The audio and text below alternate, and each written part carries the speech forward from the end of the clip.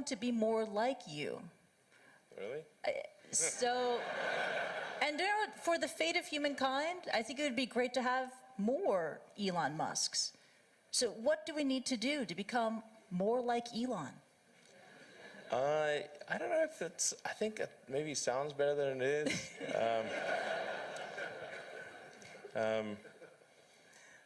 Yeah, I mean, honestly, like, there's a friend of mine who's got a great saying about creating a company, which is trying to build a company and have it succeed is like eating glass and staring into the abyss.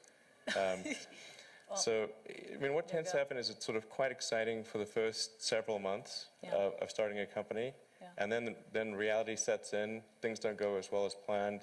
Customers aren't signing up. The technology or the product isn't working as well as you thought.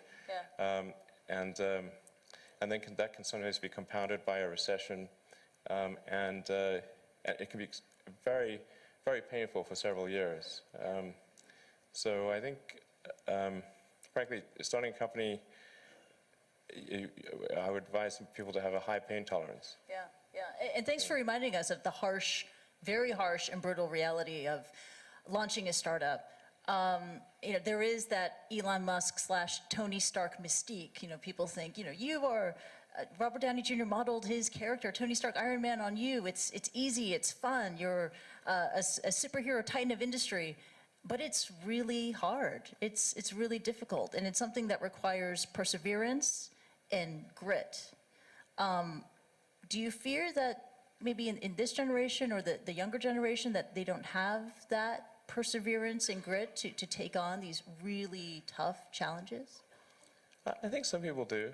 But no, I think it is definitely true that, I mean, maybe there are occasionally companies that get created where there's not an extended period of extreme pain, but I'm not aware of very many of such instances.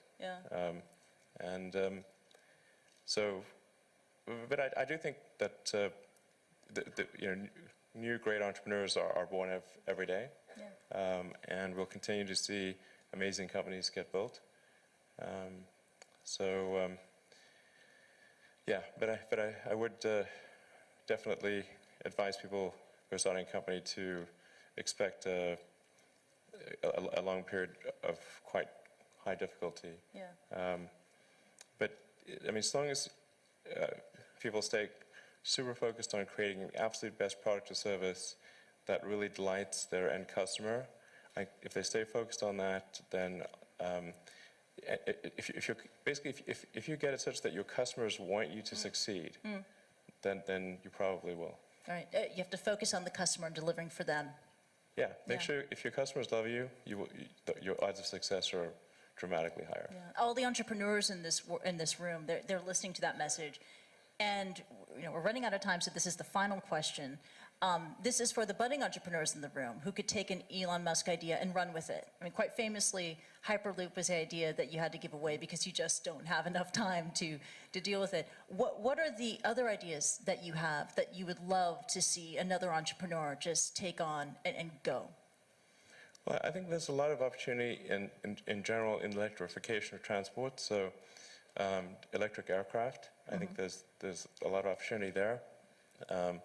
I think in genetics, although that's sort of a thorny area, but I think that's in terms of solving some of the more intransigent diseases, genetics are really key to solving those.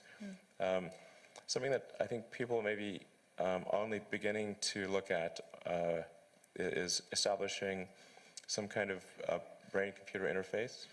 A brain-computer interface. Yeah, at the neuron level. So this is sort of intelligence augmentation as opposed to artificial intelligence. Right. And I think that has a lot of potential. You mentioned to me yesterday. I really had kind of no idea what you were talking about, and then I looked up Ian Banks. Neural lace. Neural lace. That's right. Exactly. And so it's this concept of wiring the brain. So it's either there could be a brain internet, and it could also mean that we can upload our thoughts to the cloud. You would never forget anything. And you wouldn't need to take photographs. Yeah. I know, it's incredible. I mean, you would never forget anything. You would expand your ability to process information, to remember information, right? But then when the denial of service attack happens, You gotta watch out for hacking. That could really be awkward. watch out for that. But also, and then I read it can also be used to fight degenerative diseases like Parkinson's too. Yeah, absolutely. Yeah, yeah. And I think it actually would be quite an equalizer as well, because I think the delta between, it would sort of even things out, I think. You mean in humankind? Yeah, people yeah. there would be no education disadvantage. Everyone would be starting at the same level. Yeah. So there would be no meritocracy. No, there would be new meritocracy. There would be, but it would be, the differences would be smaller. The delta would be smaller, probably. Wow, and you really welcome that kind of world. How do I welcome, you asked for predictions. Okay. Predictions are not the same as That's right. preferences. So, I mean, do I think something like that is likely to occur? I think probably. Wow. Yeah. Wow, it's incredible. We could go on and on. Unfortunately, we have to wrap and leave it at that. Let's give it up for Elon Musk. That was really awesome. Thank you so much. Thank you. Thank